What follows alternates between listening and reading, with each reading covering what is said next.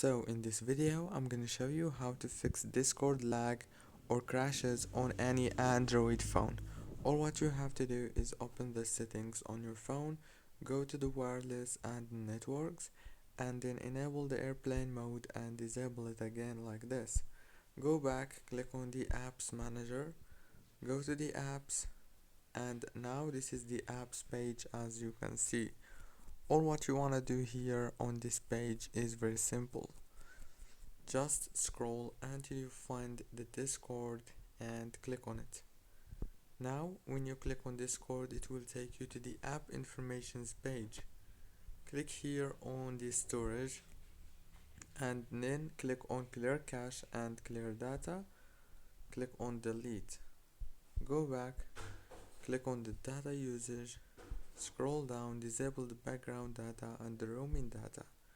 Click on force stop, and that's it. Don't forget to like, subscribe.